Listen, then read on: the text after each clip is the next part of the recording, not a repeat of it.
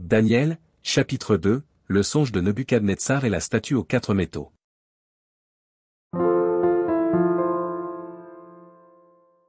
La seconde année du règne de Nebuchadnezzar, Nebuchadnezzar eut des songes.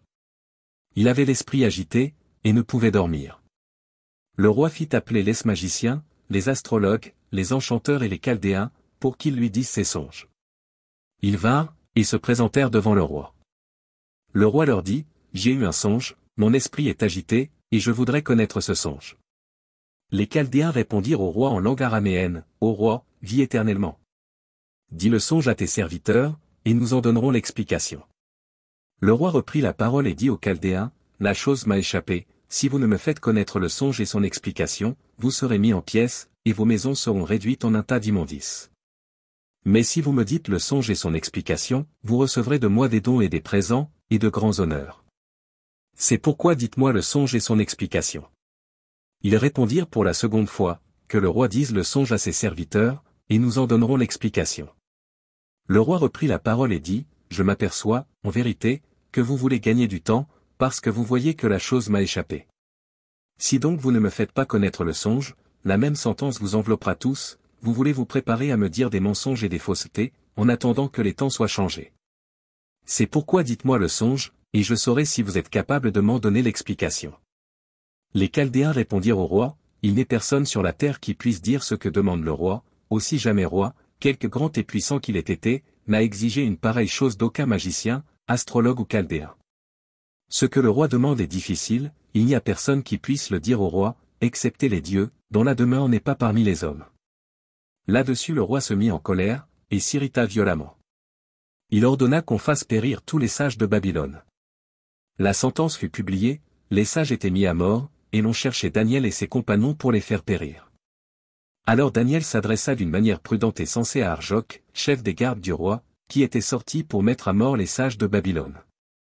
Il prit la parole et dit à Arjoc, commandant du roi, « Pourquoi la sentence du roi est-elle si sévère ?» Arjoc exposa la chose à Daniel. Et Daniel se rendit vers le roi, et le pria de lui accorder du temps pour donner au roi l'explication. Ensuite Daniel alla dans sa maison, et il instruisit de cette affaire Anania, Michaël et Azaria, ses compagnons. Les engageant à implorer la miséricorde du Dieu des cieux, afin qu'on ne fît pas périr Daniel et ses compagnons avec le reste des sages de Babylone. Alors le secret fut révélé à Daniel dans une vision pendant la nuit. Et Daniel bénit le Dieu des cieux.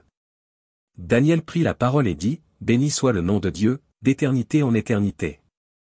À lui appartiennent la sagesse et la force. C'est lui qui change les temps et les circonstances, qui renverse et qui établit les rois, qui donne la sagesse aux sages et la science à ceux qui ont de l'intelligence. Il révèle ce qui est profond et caché, il connaît ce qui est dans les ténèbres, et la lumière demeure avec lui. Dieu de mes pères, je te glorifie et je te loue de ce que tu m'as donné la sagesse et la force, et de ce que tu m'as fait connaître ce que nous t'avons demandé, de ce que tu nous as révélé le secret du roi. » Après cela, Daniel se rendit auprès d'Arjoc, à qui le roi avait ordonné de faire périr les sages de Babylone, il alla, et lui parla ainsi, « Ne fais pas périr les sages de Babylone. Conduis-moi devant le roi, et je donnerai au roi l'explication. » Arjoc conduisit promptement Daniel devant le roi, et lui parla ainsi, « J'ai trouvé parmi les captifs de Juda un homme qui donnera l'explication au roi. » Le roi prit la parole et dit à Daniel, qu'on nommait Beltchatsar, « Es-tu capable de me faire connaître le songe que j'ai eu et son explication ?» Daniel répondit en présence du roi et dit, « Ce que le roi demande est un secret que les sages, les astrologues, les magiciens et les devins, ne sont pas capables de découvrir au roi. Mais il y a dans les cieux un Dieu qui révèle les secrets, et qui a fait connaître au roi Nebuchadnezzar ce qui arrivera dans la suite des temps. Voici ton songe et les visions que tu as eues sur ta couche. Sur ta couche, ô roi, il t'est monté des pensées touchant ce qui sera après ce temps-ci, et celui qui révèle les secrets t'a fait connaître ce qui arrivera. Si ce secret m'a été révélé, ce n'est point qu'il y ait en moi une sagesse supérieure à celle de tous les vivants, mais c'est afin que l'explication soit donnée au roi, et que tu connaisses les pensées de ton cœur. Ô roi, tu regardais, et tu voyais une grande statue, cette statue était immense, et d'une splendeur extraordinaire, elle était debout devant toi, et son aspect était terrible. La tête de cette statue était d'or pur, sa poitrine et ses bras étaient d'argent, son ventre et ses cuisses étaient d'airain. Ses jambes, de fer, ses pieds, en partie de fer et en partie d'argile. Tu regardais, lorsqu'une pierre se détacha sans le secours d'aucune main, frappa les pieds de fer et d'argile de la statue, et les mit en pièces. Alors le fer, l'argile, l'airain, l'argent et l'or, furent brisés ensemble, et devinrent comme la balle qui s'échappe du nerf en été, le vent les emporta, et nulle trace n'en fut retrouvée. Mais la pierre qui avait frappé la statue devint une grande montagne, et remplit toute la terre. Voilà le songe. Nous en donnerons l'explication devant le roi. Ô roi, tu es le roi des rois, car le Dieu des cieux t'a donné l'empire, la puissance, la force et la gloire. Il a remis entre tes mains, en quelque lieu qu'il habite, les enfants des hommes, les bêtes des champs et les oiseaux du ciel, et il t'a fait dominer sur eux tous, c'est toi qui es la tête d'or. Après toi, il s'élèvera un autre royaume, moindre que le tien, puis un troisième royaume, qui sera d'airain, et qui dominera sur toute la terre. Il y aura un quatrième royaume, fort comme du fer, de même que le fer brise et rompt tout, il brisera et rompra tout, comme le fer qui met tout en pièces.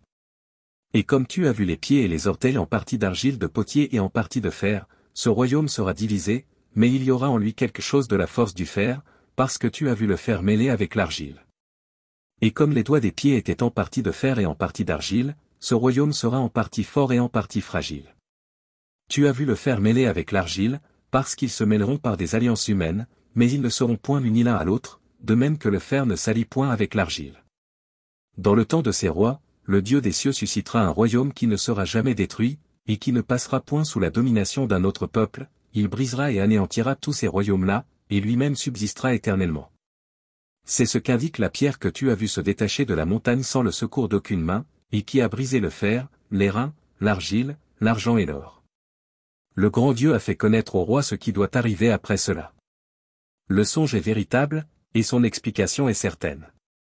Alors le roi Nebuchadnezzar tomba sur sa face et se prosterna devant Daniel, et il ordonna qu'on lui offrît des sacrifices et des parfums.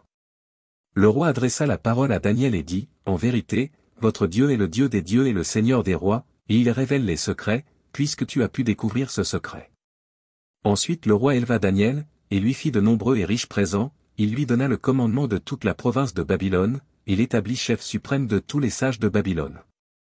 Daniel pria le roi de remettre l'intendance de la province de Babylone à Shadrach, Meshach et Abednego. Et Daniel était à la cour du roi.